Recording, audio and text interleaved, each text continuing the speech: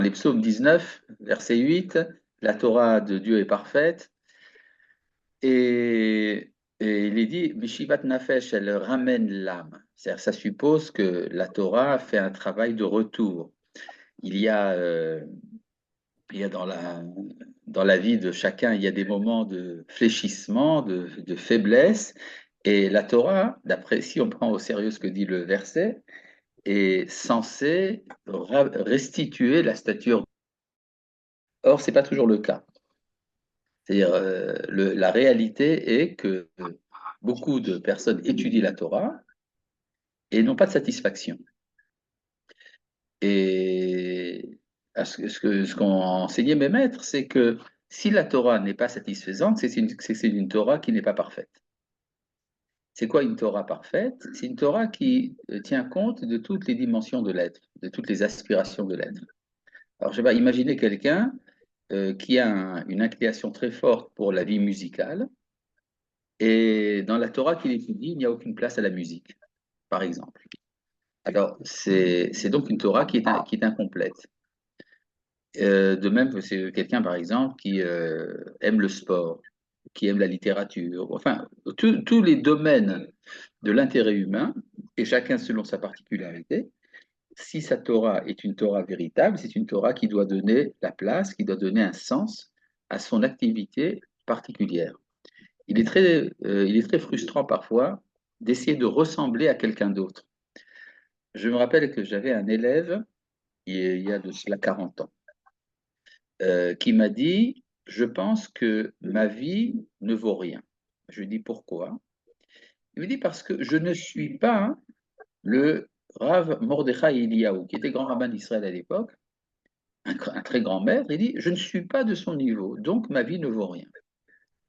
Ce à quoi je lui ai répondu, peut-être que la vie de ce rabbin ne vaut rien parce qu'il n'est pas toi-même. C'est-à-dire, chacun, quand on essaye de ressembler à un modèle, c'est là qu'on commence déjà les frustrations. Le vrai modèle de chaque personne, c'est lui-même.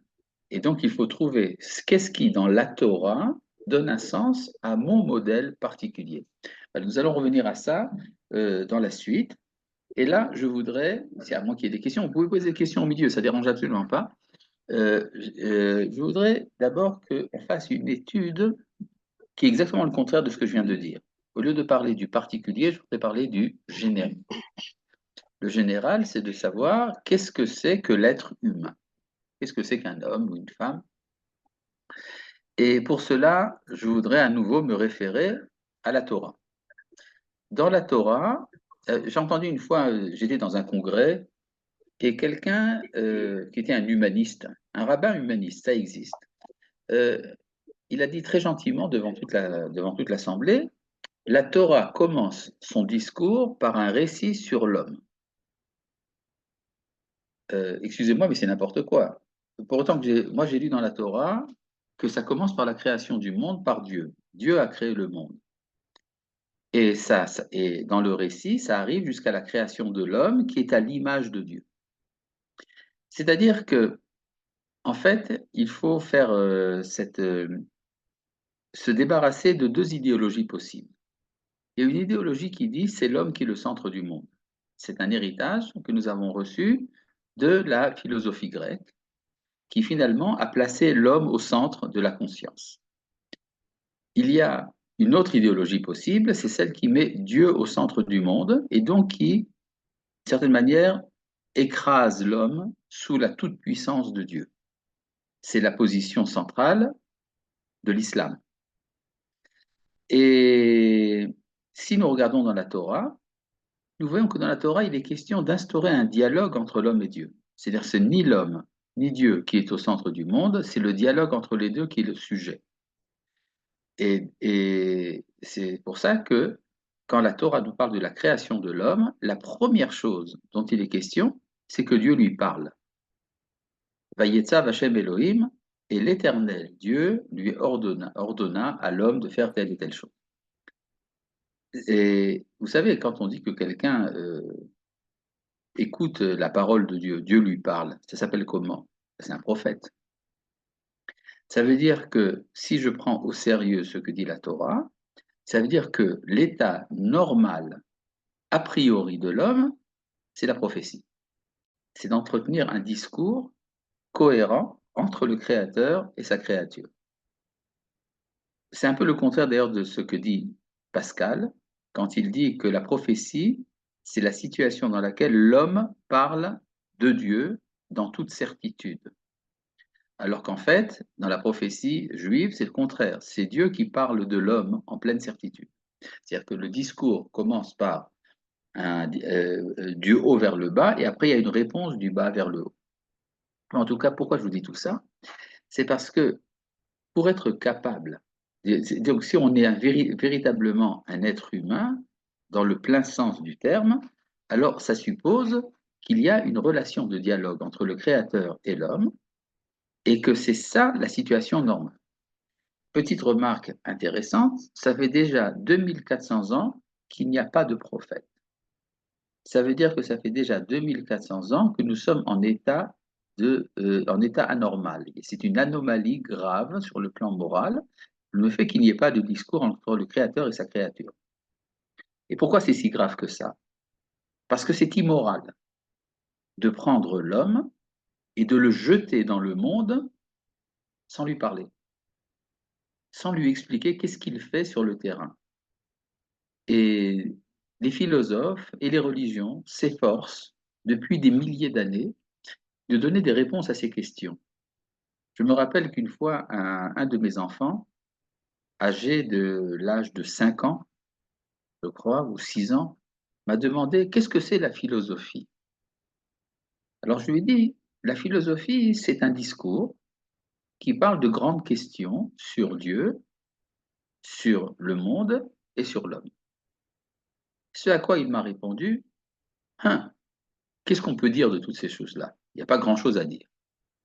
Et en fait, la question de mon enfant était une question sur le monde. Ben, je n'ai qu'à interroger le créateur du monde. Si j'ai une question sur l'homme, j'interroge celui qui a créé l'homme. Si j'ai une question sur le créateur lui-même, ben, je peux lui demander. Qu'est-ce que vous répondront les philosophes? Il dit oui, mais Dieu ne parle pas, dans la mesure où il existe. Mais même s'il existe, il ne parle pas ou il a arrêté de parler. Et donc ça crée une frustration terrible. On voudrait pouvoir parler avec le créateur, et on ne peut pas. Mais euh, si on va dans l'histoire des hommes, où est-ce que finalement la condition prophétique est arrivée à son sommet? C'est arrivé dans la nation d'Israël. C'est-à-dire les prophètes, pas tous, mais les prophètes de manière générale, c'est une spécialité des enfants d'Israël.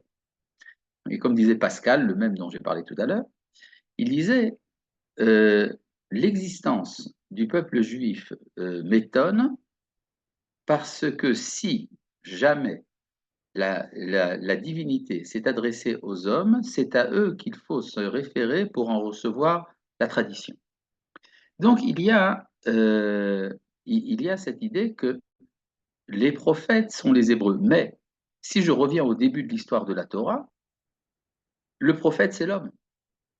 Ça veut dire que l'état prophétique, a priori, est destiné à l'ensemble de l'humanité. C'est-à-dire ce qui est attendu, l'attente de toute l'humanité, c'est de créer des prophètes. Alors c'est vrai que c'est une spécialité hébraïque, on peut dire made in Jews. Chez les Juifs, disons, c'est de meilleure qualité si l'on veut. Mais si on veut dire, mais l'état naturel de l'homme, c'est de pouvoir entendre cette parole. Or, comme disait si bien Abraham Livni, ce qu'a fait le christianisme a étouffé la prophétie. Pourquoi? Parce que quand on affirme que le Verbe est devenu chair, alors il n'y a plus rien à écouter. On n'entend plus. Et par contre, l'interruption de la prophétie, dans la tradition d'Israël, c'est une interruption, de l'éphémère. Et nous espérons le retour de cette civilisation prophétique. Alors, c'est un peu dangereux ce que je vous dis. Vous avez, regard dans les asiles de fous, vous avez une quantité importante de personnes qui vous diront qu'ils sont prophètes. Mais le fait que quelque chose soit dangereux, ça ne veut pas dire que ce n'est pas vrai. Ça a un sens. Qu'est-ce qui permet justement cette relation directe entre, entre Dieu et l'homme? C'est le fait qu'il y a au-dessus de la dimension naturelle de l'existence humaine, il y a quelque chose de supranaturel. Le supranaturel, c'est ce que nous appelons l'âme, la neshama. Alors, pour bien mettre ça en évidence, je voudrais étudier avec vous deux versets du livre de Béréchid, dans le livre de la Genèse, où il est question de la création de l'homme. Et dans le premier chapitre de Béréchid, au verset 24, Dieu dit que la terre suscite une âme vivante des animaux et des reptiles. C'est quoi l'âme vivante? Bien, l'âme vivante, c'est l'homme. C'est-à-dire, la nature aurait dû être capable de créer l'homme. Or, ce qui est écrit dans le verset 25, le verset juste après, il est dit que Dieu a fait les animaux et les reptiles. Et il n'est pas question de l'âme vivante. Et les oiseaux, mais il n'est pas question de l'âme vivante. C'est-à-dire, il y a eu comme une sorte d'échec. La Torah présente la création des êtres vivants comme étant une tentative qui a échoué. La nature est capable de créer l'homme. Disons plus précisément, elle est capable de créer un singe évolué. Ce singe évolué, la théorie de l'évolution nous en parle. Ça devient l'homo sapiens, l'homme intelligent. Mais est-ce que c'est l'âme vivante? La réponse, c'est non. Et alors vient le verset juste après, le verset 26, dans lequel Dieu parle au pluriel, il dit, puisque c'est comme ça, nous allons faire un homme. C'est quoi le nous? Quel est ce pluriel en question? Eh bien, le pluriel, d'après Narmanide, un des commentateurs, c'est Dieu et la terre qui vont ensemble faire l'homme. Et c'est là que la condition humaine est terriblement compliquée. Il y a dans tout être humain un élément terrestre et un élément qui vient d'en haut, une âme. C'est-à-dire le fait d'être un être, disons, duel, ça ne peut que compliquer l'existence. Je suis attiré à la fois par mon état d'être naturel, je suis un singe intelligent, mais je suis également une personne, le fruit d'une âme. Je suis une âme dans un corps. Et c'est ce conflit qui fait que la condition humaine risque d'être malheureuse. Elle est souvent malheureuse à cause de ça.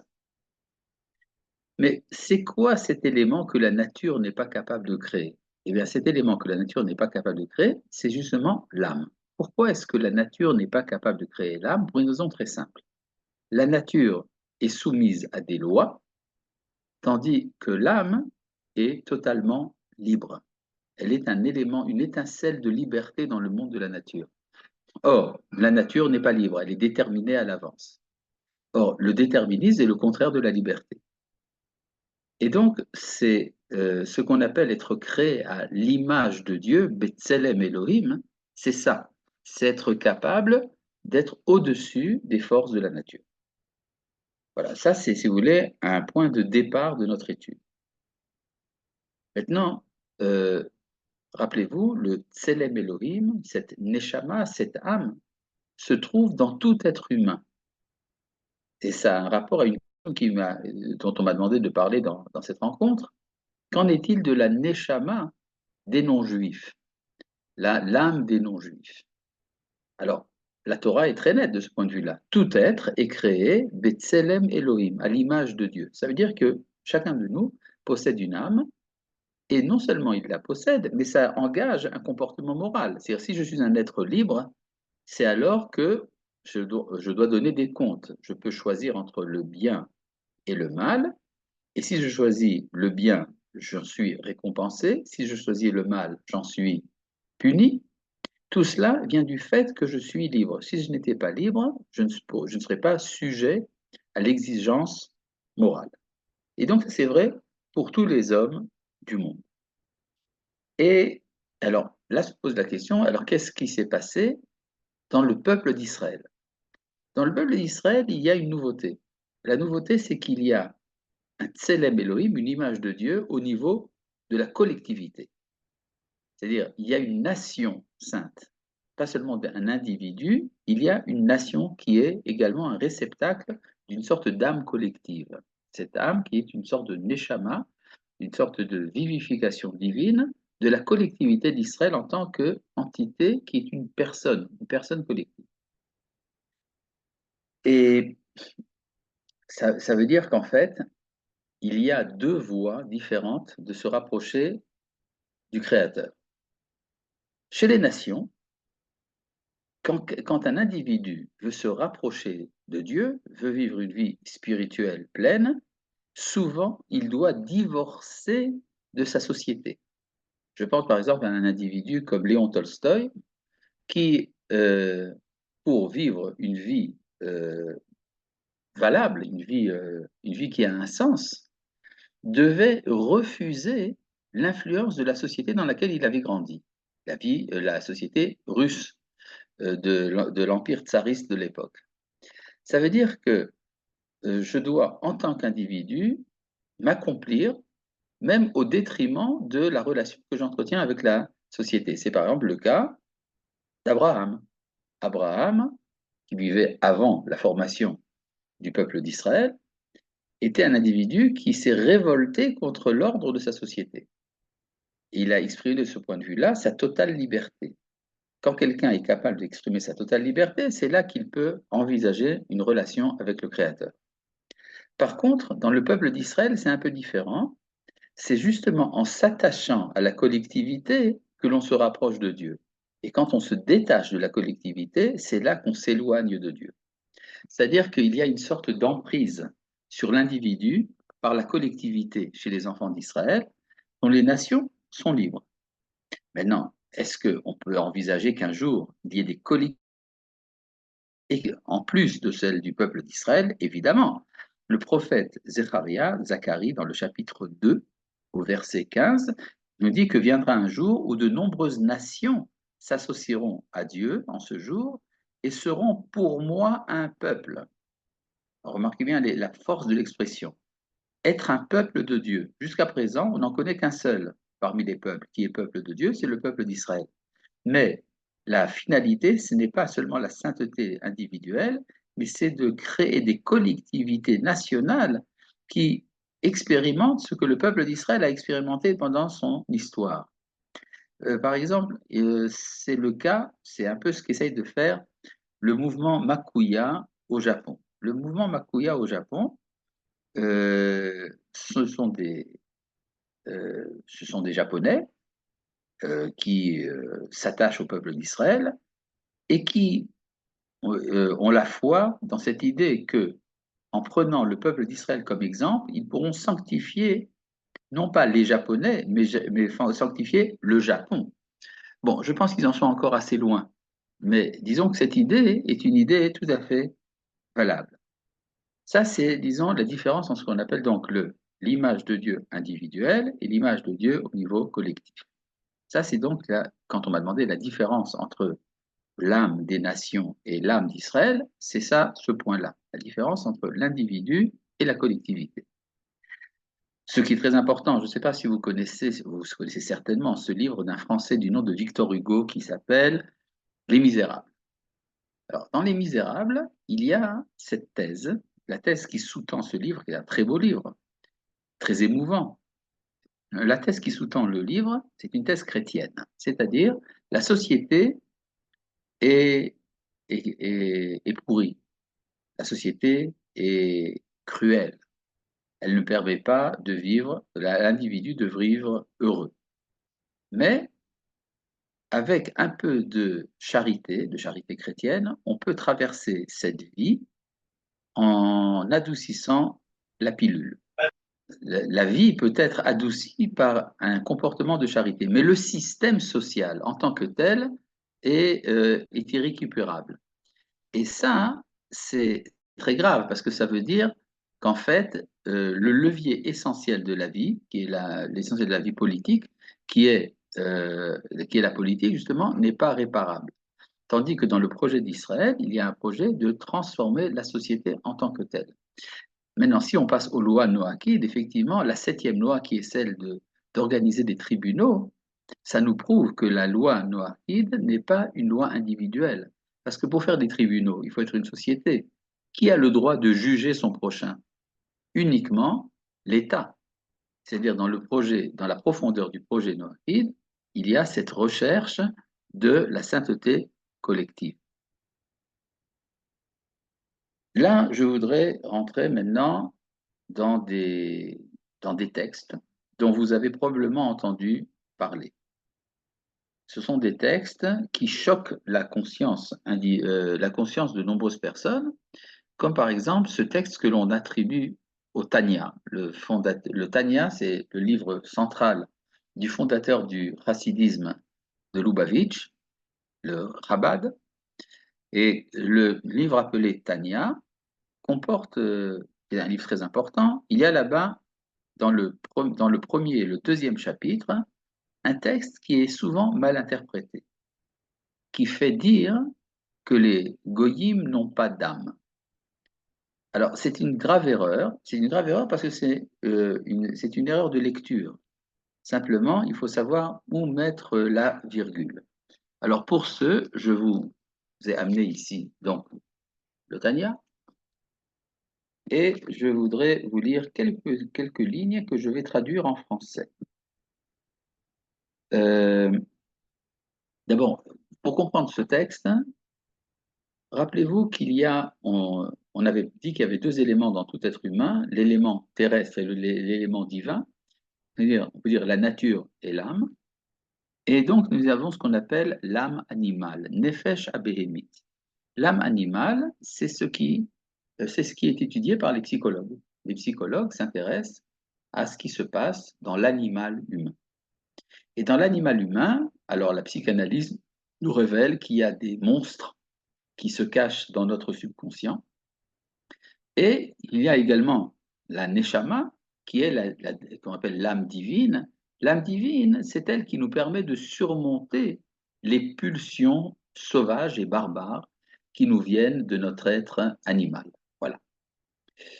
Et il y a quand même dans l'être animal, dans la neshama, dans la nefesh abémi, dans l'âme animale, il y a quand même des éléments de bonté, de moralité qui existent, qui coexistent avec l'animal qui est en nous. C'est-à-dire que l'animal qui est en nous est formé de deux éléments, qu'on appelle le bon penchant et le mauvais penchant. Et puis, donc, si on peut dire, on peut diviser donc l'homme en trois éléments. Dans son âme animale, vous avez un bon penchant et un mauvais penchant. Il y a quelque chose qui peut surmonter la nature. Or, ce que dit le Tanya, il dit que chez les nations, dans l'âme animale, il y a une dominante des mauvais instincts.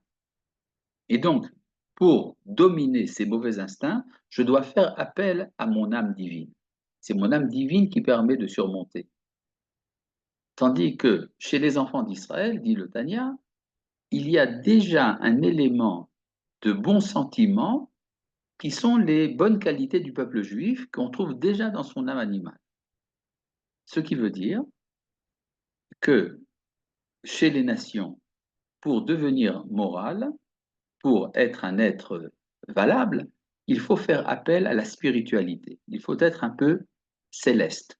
C'est pour ça que dans toutes les civilisations, quand il est question de, de disons, de travail spirituel, on fait appel à la spiritualité. Toutes les religions, toutes les philosophies, d'une manière ou d'une autre, sont spiritualistes. Tandis que chez les Juifs, il y a une recherche de la sainteté à travers le matériel. Le jour le plus sacré des enfants d'Israël, c'est le jour du Shabbat, qui est festoyé par un bon repas. C'est-à-dire cette idée que c'est en prenant un bon repas que je fais un service devant l'Éternel. Et ça peut être enseigné par les enfants, ce qui est inné chez les enfants d'Israël est un sujet d'étude et d'apprentissage chez les nations.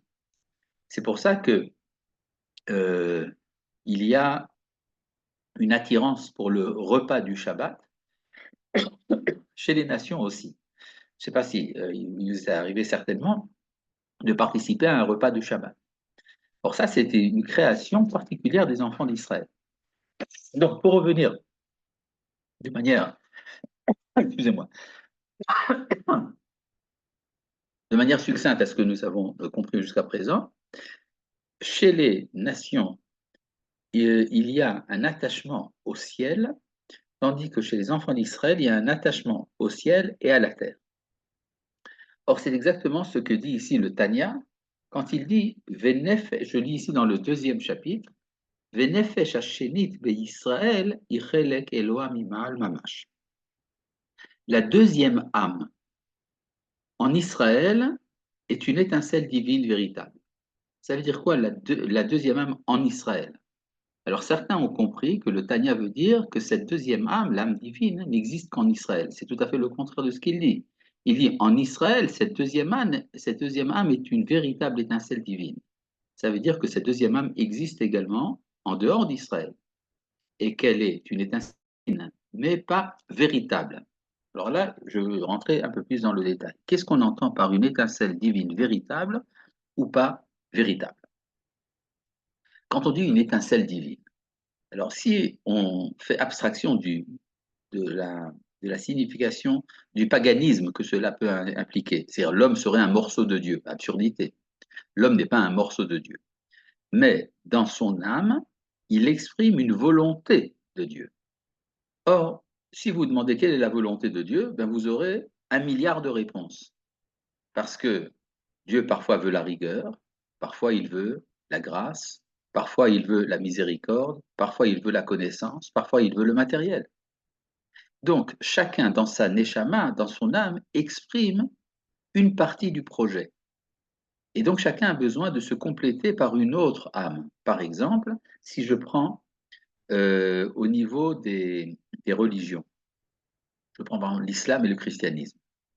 Le christianisme a affirmé que la valeur morale suprême, c'est l'amour. Par contre, pour l'islam, la valeur suprême, c'est la rigueur, la justice. Donc ça voudrait dire que le christianisme et l'islam ont besoin l'un de l'autre. Mais si vous faites un mélange, ou plus précisément une unité des valeurs, vous tombez sur la miséricorde. La miséricorde qui est une sorte d'association des deux valeurs, de la bonté et de la rigueur à la fois. Et ça, c'est ça qui est présent dans l'âme d'Israël. Donc de ce point de vue-là, l'âme d'Israël est une étincelle véritable, tandis que chez les nations, c'est une étincelle partielle, qui a besoin d'un complément d'une autre âme. Chacun, selon sa sensibilité, aura besoin de s'accomplir par une autre sensibilité qui complétera son projet personnel. Donc, je reprends ici donc ce que dit le Tanya, c'est très clair. Le Tanya n'a jamais dit ce qu'on lui fait dire, qu'il n'y aurait pas d'âme chez les nations, ce qui est une absurdité totale. Maintenant, je voudrais rentrer, à moins qu'il y ait des questions, je veux compliquer les choses. C'est-à-dire, plus on étudie, plus on complique la chose. D'accord? J'espère que vous prendrez l'enregistrement et que vous pourrez comprendre les différentes étapes, retrouver les différentes étapes de notre étude. Il y a une question à propos de l'étude de la Torah chez les Noarim. Alors, à nouveau, est colportée cette opinion comme quoi l'étude de la Torah serait interdite aux nations. C'est à nouveau une mauvaise lecture des textes. Je voudrais ici vous amener tout d'abord le texte fondamental tiré de Maïmonide, voici Maïmonide, enfin son livre plus précisément, dans lequel on fait dire à Maïmonide, on dit que Maïmonide dit qu'un non-juif n'a pas le droit d'étudier la Torah. Et là, je prends donc le chapitre 10 des règles des rois. Là, à la fin, la règle numéro 9. Alors, je vais lire et traduire, mais s'il y a des personnes sensibles, alors quittez pour quelques minutes la scène. Goy she'asak Torah, un non-juif qui s'est adonné à la Torah, Chayav Mita, est passible de mort. Ah bon? terrible ce qu'il dit là. Lo ya'asok ela besheva mitzvot shelaim bilvad. Il n'a le droit de s'occuper que des 7 commandements. Vechen, de même, goy sheshavat, un juif qui a fait un non-juif qui a fait un jour de repos. Chayav mita est passible de mort, etc., etc. D'ailleurs, après le Rambam dit, mais il ne faut pas le tuer. C'est simplement pour lui faire peur. Mais c'est quoi cette histoire? Eh bien, j'ai lu ce passage, partiellement d'ailleurs, et je vous lis le texte qui vient juste après, dans le même texte, dans le même livre de Maïmonide. Il dit la chose suivante, dans la règle numéro 10, Ben Noach sheratza lasot mitzvah mishar mitzvot Torah kedé lekabel sachar. Si un fils de Noé désire accomplir une mitzvah parmi toutes les autres mitzvot de la Torah, c'est-à-dire en plus des 7 commandements, afin d'en recevoir la récompense, En mon'inoto la sotota ki'ilchata. On ne l'empêche pas de l'accomplir selon toutes les règles. C'est le contraire de ce qu'il a dit quelques lignes plus tôt. Tout simplement, il faut faire attention au sujet. Le mot employé dans l'interdiction, c'est le mot goy. Et le mot qui est employé pour l'autorisation, c'est ben noach, le noachite. Ça veut dire que dans l'humanité, vous avez le goy, c'est celui qui n'a pas accepté officiellement d'accomplir les 7 commandements. On lui a interdit d'en faire plus. C'est-à-dire si quelqu'un n'a pas pris sur lui, par exemple, de ne pas tuer, de ne pas pratiquer l'inceste, de ne pas voler, et tout ce que impliquent les 7 lois noachides, le fait d'ajouter une mitzvah serait profanatoire. C'est comme quand les prophètes disent aux enfants d'Israël, vous amenez des sacrifices alors que vous ne veillez pas au bien-être de la veuve et de l'orphelin. Alors votre sacrifice est une abomination. Alors de même, si un homme sur terre n'accomplit pas le minimum moral qui est exigé par les 7 lois noachides, et qu'il accomplit une mitzvah, en plus, par exemple, il va agiter son loulav ou faire le Shabbat, alors c'est une abomination. Mais à partir du moment où il revient à l'état de Ben Noach, qui est l'état naturel, enfin en tout cas la norme fondamentale de l'identité humaine, qui est d'accomplir les 7 commandements noachides, alors au contraire, il est même encouragé à accomplir des mitzvot supplémentaires. Donc l'étude de la Torah, non seulement n'est pas interdite, non seulement elle est autorisée pour les béné noirs, elle est... À ce propos, je voudrais vous citer encore 2 sources. Une source qui n'est pas connue de même de certains rabbins. Un des maîtres du judaïsme, Rabbi Menachem HaMeiri. Rabbi Menachem HaMeiri, qui vivait à Avignon au XIVe siècle. Je ne sais pas s'il a vu le célèbre pont.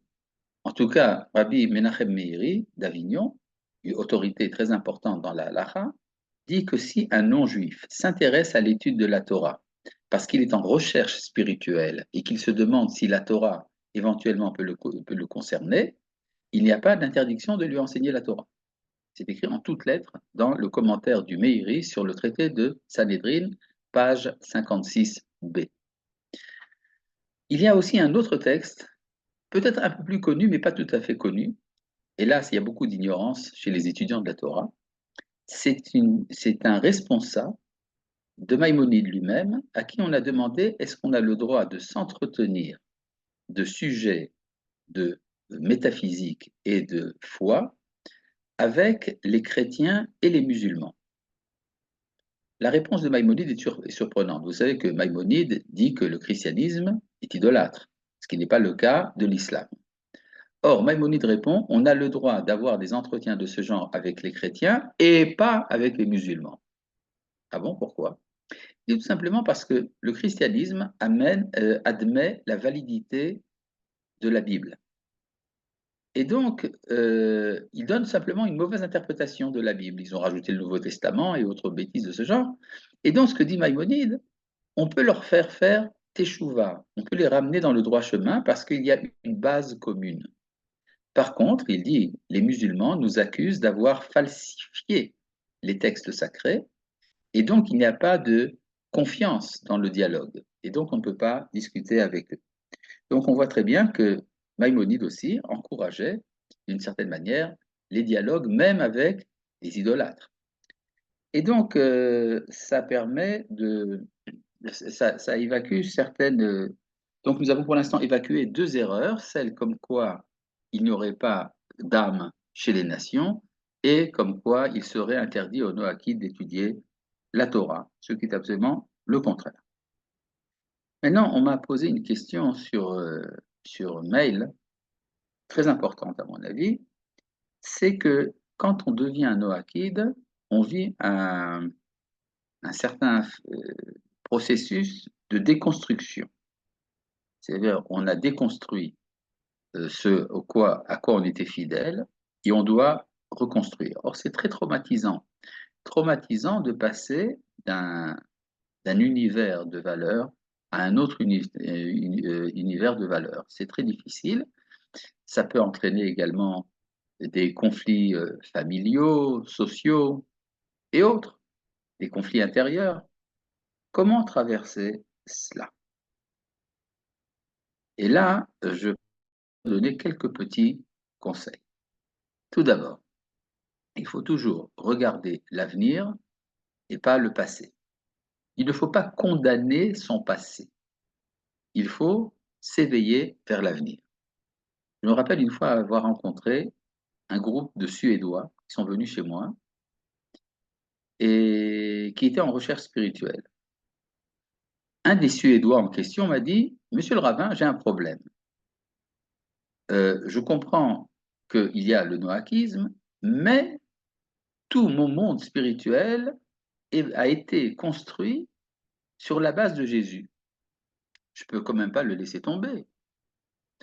Je lui ai répondu, ce n'est pas la peine de regarder en arrière, il faut regarder vers l'avant. Et je pense que cette réponse lui a fait plaisir, et donc je vous la contribue. Il y a aussi un autre point.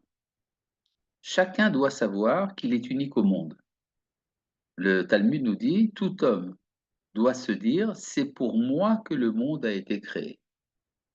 Bon, c'est un peu bizarre. Comment? Chacun va dire que c'est pour lui que le monde a été créé. C'est illogique. S'il a été créé pour moi, il n'a pas été créé pour toi. Non, ça veut dire que chaque homme est un monde. C'est un monde que lui seul peut être. Je suis la seule personne au monde qui est capable d'être moi-même. Et là, pour comprendre ça, je voudrais approfondir un texte de la prière du jour de Kippour. Dans la prière du jour de Kippour, le priant dit avant que je sois créé, je ne le méritais pas. Et maintenant que je suis créé et que je suis un pécheur, alors je n'ai pas accompli mon rôle. Et donc je dois faire la teshuva, je dois revenir au bien. Mais ce qui m'intéresse, c'est la première partie de ce texte. Avant d'être créé, je n'avais pas de mérite. Enfin, je ne méritais pas d'être. Question posée par le Rav Kook, combien de temps s'est-il passé jusqu'à ce que je sois créé? La réponse, un temps énorme est passé dans le monde avant que je sois créé. Si par exemple nous admettons la théorie du Big Bang, il y a plus de 15 milliards d'années qui se sont passées avant que j'apparaisse dans le monde. Et pendant tout ce long temps, je n'ai pas été créé. Ce qui veut dire que jusqu'à présent, on n'avait pas besoin de moi.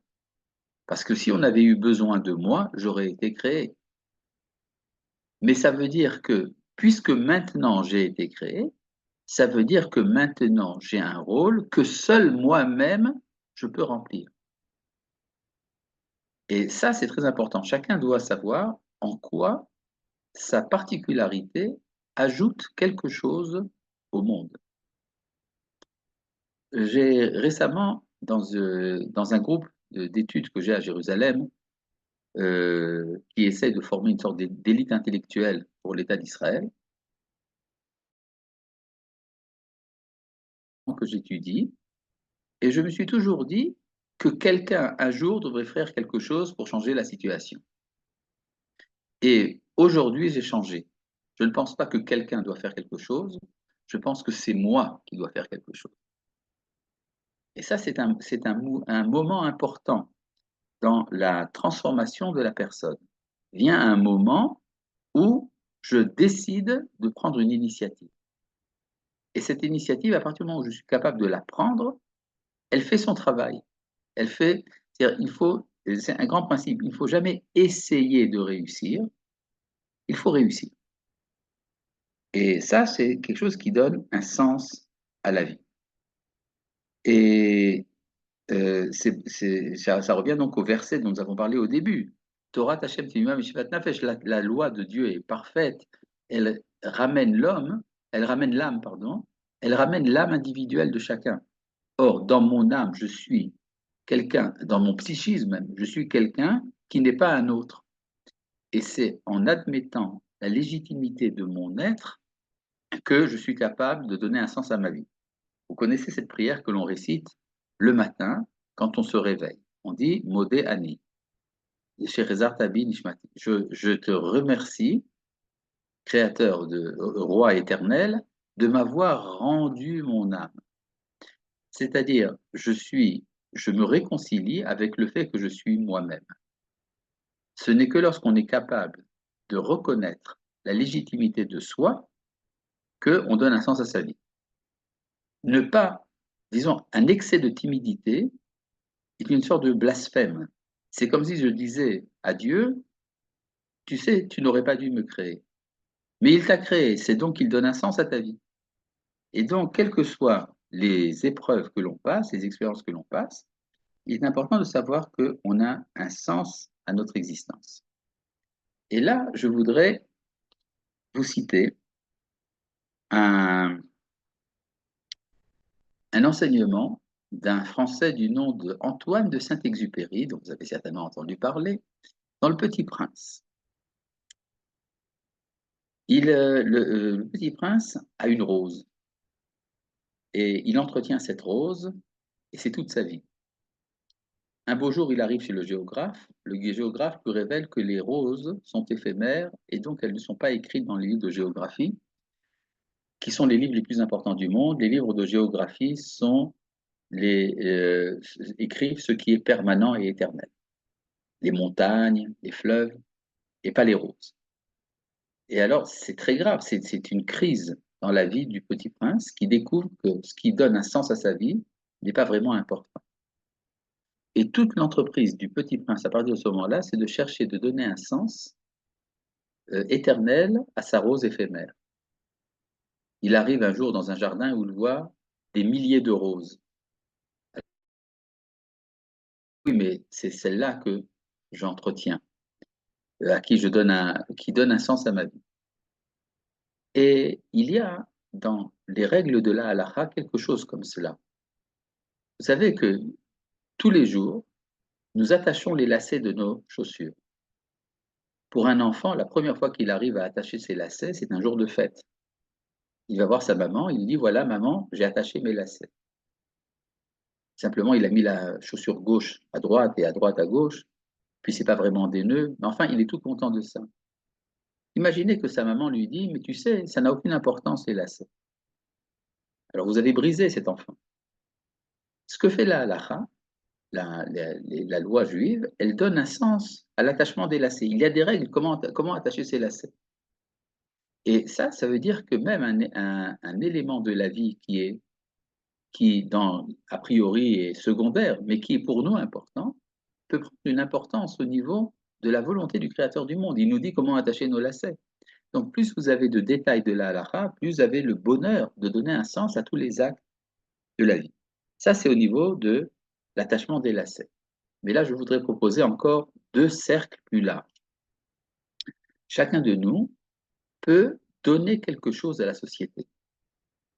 Or, disait un des grands maîtres du chassidisme à Varsovie, qui d'ailleurs est mort dans la Shoah, il disait, il n'y a rien de plus grand dans le monde que de faire du bien à quelqu'un d'autre. Et faire du bien à quelqu'un d'autre, c'est pas lui dire ce que tu fais, c'est bien. Si ce que l'autre fait, c'est mal, il faut lui dire c'est mal, mais par amour.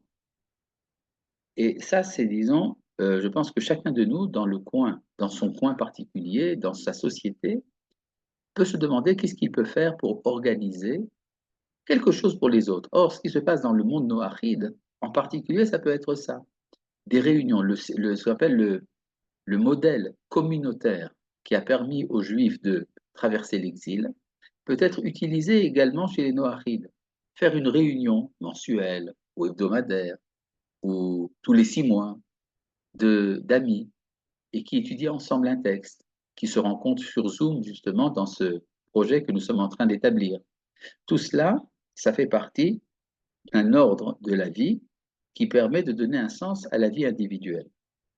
Et pourquoi pas ne pas aller encore plus loin, de vouloir influer la société humaine tout entière. Je pense que c'est tout à fait possible et ça dépend de chacun de nous.